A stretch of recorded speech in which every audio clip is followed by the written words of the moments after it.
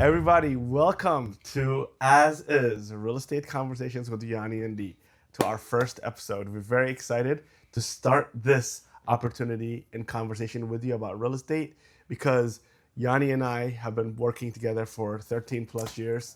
And we have a lot of knowledge in the real estate industry, and we've served several clients in the DMV and across really the US.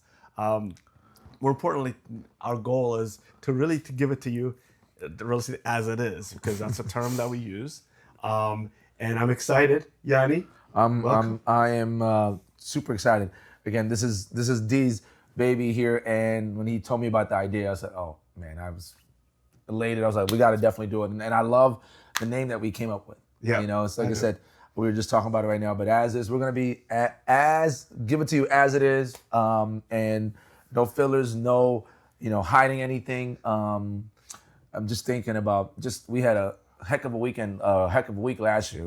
We had a couple of deals, but I mean, as many years as we worked, how many stories that we have? We have a lot of stories, but on this episode, what we want you to know is firstly, just get to know us a little bit about, I've been at this I got licensed in 2007. Before that, I was an investor. That's how I got going with real estate.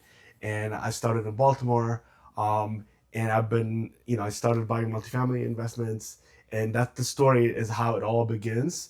And then after that, Yony and I met in 2012, right? 2012. I think I talked about this before, it was, through Yep and whatnot. Yeah. At the Yep. At the Yep event, yeah. I remember, like I said, I did this, did a video for Yep, and what I was talking about that, how Yep has, how it directly involved and touched my life and business and us. But yeah, it was, I was there. I remember I heard about Yep, and they had this event. It was like a networking happy hour event. Yep. It was at the old Ozio. Yes. It's a new name now. But I remember coming in, and you have to, people know, but Ozio, you have to go up the stairs to go. But you were right there, and you were checking people in. I was part of the work. So Yep is a Euro Ethiopian professional organization right. that we have supported over the years. We presented there over the years. And I was just checking people in. I checked Yony in, and we talked about what we do. And then I'm like, hey, I'm a real estate agent. At that time, I was doing things on my own. You had started your team. When did you start your team? Yeah, well, you were the first, but like I had started the idea of the team, your DMV team and whatnot, and we're getting to a point where, especially because I was based in Virginia, right, and you were specifically your knowledge of Maryland and DC, and I was looking for somebody, and then from that point it was just me bugging you like, hey, just trying to recruit you and say, hey, I think we can do great things together. Now that was it. Now that's how we initially met. And then for 6 months we tried it because I'd been burned with other team members before, like other agents, and I was like, before I jump, send me the leads, and then that's right. And then after 4 or 5 closings, and you were the first to really send me qualified people that I could actually work with and successfully bring to, successfully get them to a home and close them. Yeah. And then I'm like, I think it was May of 2013 that I think about it. We joined. So I don't know how the details after that. But so there we go. But so it's been years, man. It's been years. So you personally have been in the real estate game. Also, tell us how long. I mean, we've had a big team. Just tell a little bit about your philosophy. So before I met you, like I said, I was kind of building. I started out, just kind of a little bit. More so after the crash. So it was maybe 2011, I believe, right? It was 2011. And just kind of, put that work in and grinded and kind of built. I was based out of, at that time, Alexandria. Yep.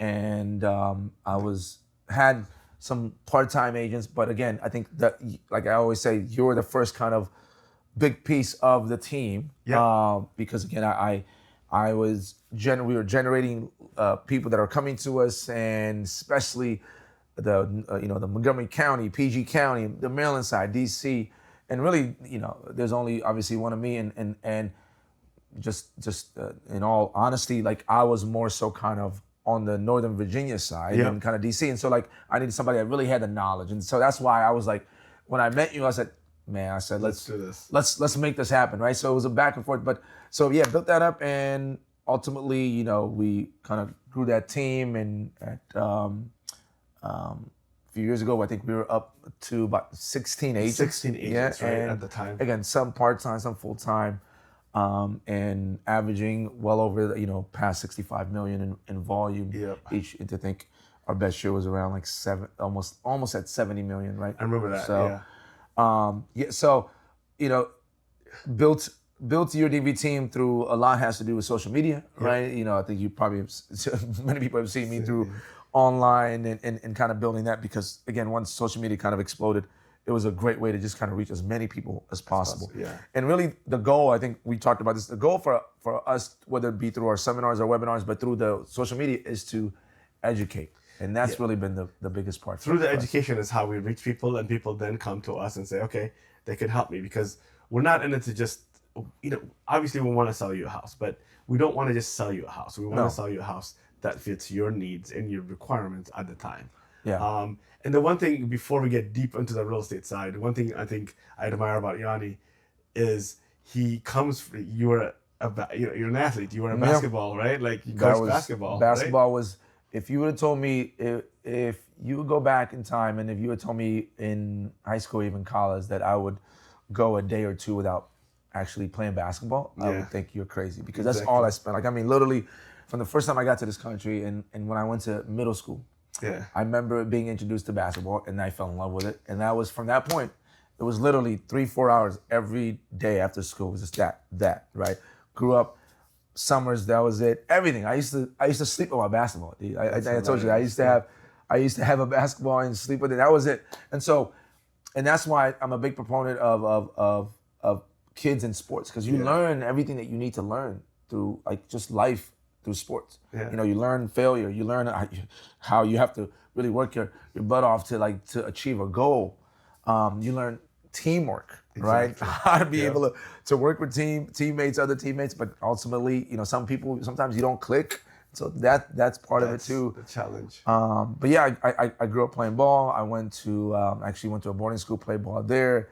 Was good at it, and went to college too. Mamba, Mamba mentality. Yeah, like we're just letting you guys know, who we really are. So, like, even though you're not Kobe, you love Kobe. And... I love Kobe. I grew up with Kobe. My son's middle name is Kobe. Yep. And so the Mamba mentality just kind of going. Mamba mentality is a constant quest to be the best version of yourself. And if there's one quote that I feel like you can live by, that's what I feel like it is. And Yony brings us to our team every day, in our meetings, and it's something that comes up. One of the things that, also just as a background here is, I had an IT background, so I always did for a long time a dual career thing, but now this is all I'm doing. And really the partnership with Yony works really well, because his social media angles are really amazing. And then, I grind out, I work with the agents, and that's kind of where we kind of really come in and sync together. And, my motivation, just like his oldest son, his son and my youngest son are pretty much 2 weeks apart, So we've grown up into the business. We've been out and about. Now we're fathers, but our goals to serve hasn't changed. No. Our motivations have changed, because now, our kids are looking at us.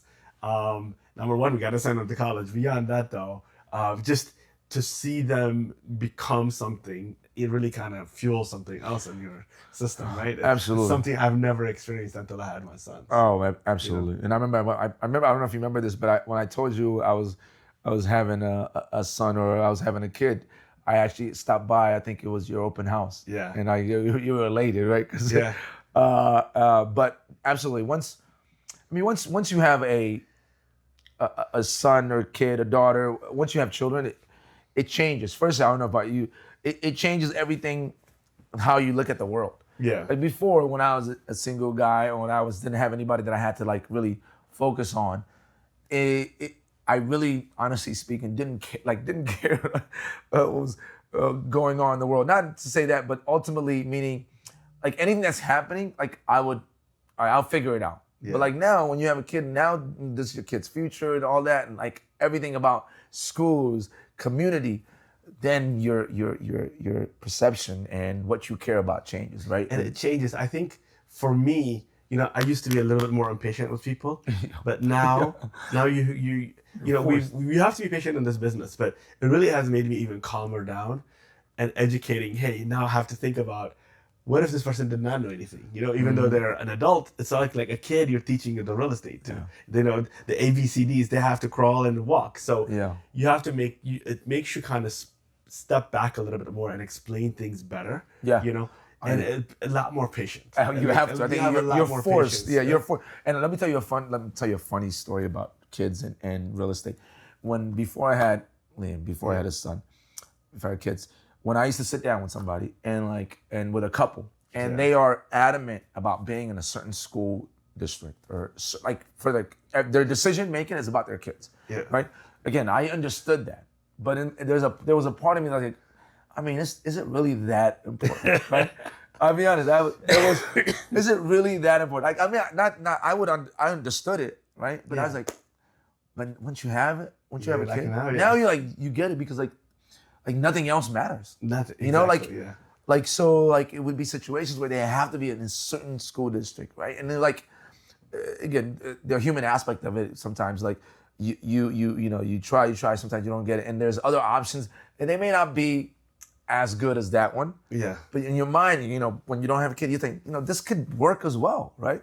But once you have a kid, you want the best for your kid, right? In every aspect, and your goal to search for that is people that don't have kids don't really understand it, right? And so it's so funny how your mind changes, your perspective and your perception changes once you have that. Yeah, and you have them, and then and you relate to people a little differently, and and even now, like, I used to mind when every now and then people would bring kids, and it makes the showing a little bit longer, but you know what? They don't have a babysitter. Yeah. So come on. Now you understand. You just have to adjust. Okay. I mean, I'll be able to show you 5 houses in 2 hours. You will see 4. Yeah. But, they will appreciate that. And then beyond that, I mean, we're just, that's the one thing. And we've grown up, but like now, we just want you to kind of get a sense of, who we are and where we come from. And then, actually, when I bought my house, I knew there was going to be a new elementary school built in the community. Yeah. That was part of my motivation. Yeah. And I didn't even know how big that was until now, where my kids can go to school. Right? You can walk. And that's awesome. That's amazing. We don't have to worry about that. That's amazing. And and when people look for that, and you understand it better. And now, even though as agents, the schooling thing is a partnership between us and the clients, right? We do understand that struggle. Yeah. So. And I think we the thing about it in this business too, you grow up with your clients as well sometimes, right? So exactly. Before, I've had the clients that we've serviced again and again, but when they first started, they were single, no kids, and now they're married, they have kids, or whatever it may be. Exactly. So it's you relate, again, single people relate to each other. Yep. Okay. Married people relate to each other. People with kids relate to each other, right? Exactly. So you understand it, and so ultimately, a lot of whether you're single, whether you're ultimately, in our business, we have grown up in every stage, and we've serviced everybody, and obviously we have different people in different stages in the team as well. But yeah, it's always great when you can kind of reservice another client was in the stage that you were before. Now it's a different stage and all that. And so it's a great, yeah, exactly. So coming back to the team, even though I've been part of the team for the last 12, 13 years, we've had a lot of very strong team members over the years. And we've served, I know when I did some of my numbers, just you and I alone on the team, I've sold over 150 houses in the last 10 years or so. And as a team, I can't even, hundreds of houses we've sold. Thousands, I think it was, I think it's well over into the thousands at this point. So we've really served a lot in the DMV, and we've, like you said, up to 70 million. And we've done 7 million volume 1 year. 60, 70 million in volume. We've done that year after year after year. So when we come to you, it's with a lot of experience, but also serving the community and in so many, whether you're selling a little condo. Yeah, in every price points, in every area. Price, yeah. Like, I mean, like, again, obviously, your DMV team, DMV stands for DC, Maryland, Virginia, not Department of Motor Vehicles, right? I make that joke. But yeah, like when I look back, I mean, condos, small condos, $80,000, $90,000 condos in Baltimore, all the way to millions, right? Yeah. In McLean, Great Falls, Ashburn, Silver Spring, all those areas. So like, it's really more so whatever stage, whatever price point, whatever location. Yeah. That's why I really love, because again, we're not just, hey, it's more about like providing value and helping you through the process, whatever price point, whatever location that you're in. And that's what I love the most. We meet you where you are. I think the lowest condo I've sold in Baltimore was $50,000, right? Like, so It's sold a $50,000 condo. I don't think you can get financing for that anymore, but we've done that all the way up until whatever, multi-million-dollar homes. And then we've helped many investors buy, large buildings for their investment portfolios. Let's get into that, honestly. Like, so I think a lot of people don't really understand, which, and this is what we're kind of getting to more so, like letting people know exactly how did you start investing? Before you became an agent, you started investing. And so going back to when I was in IT world, I wanted to live in a multifamily, right? Okay. So I bought my first condo a long time ago, and then I saw that thing increase by price point of like over 2 years. Is that what hooked you to real estate? That's what like I looked up, it was 1999, honestly, when I bought the condo, and I looked up, and that thing by 2001 was at 30,000 more. And I've been working at a good salaried job, an IT job. I had never been able to save that money. And I'm like, I took that condo money out, and then I bought my first multifamily. So you refinanced, took the money out? I refinanced it, took $15K out, okay? Yeah. And then bought $150,000 property in Baltimore that has 3-unit building. I lived in the basement of one of them, rented the other two, and really stayed there for a couple of years, going through my graduate schools. And then, but the value of the house went up in value. And then I was like, oh, okay. Then I refinanced it, but I took money out and updated the house. Okay? I see. So because I needed to put new windows, new HVAC systems in each of those units, because they were all renting at the time. It was a 2-bedroom renting for $600, a 1-bedroom renting for $500, and then I was living for free. Right, there was enough. Like so. And then you raised the rent. I was like, of course. I rented. Yeah. The rents went to 1,000, and then 700, and then the basement. All of a sudden, I was making $600-700 a month. I moved out and lived with a few of my friends, and then I'm like, this is really interesting. Yeah. And then you start thinking, but then ultimately I sold my condo, and then bought my own townhouse in Baltimore, downtown Baltimore. But from there is where it all kind of just came in. And then a few years later, I refinanced that same multifamily, bought my next. But at that time, believe it or not, unlike now, you could actually buy a multifamily with 10% down. You know? So, but this is how it all started.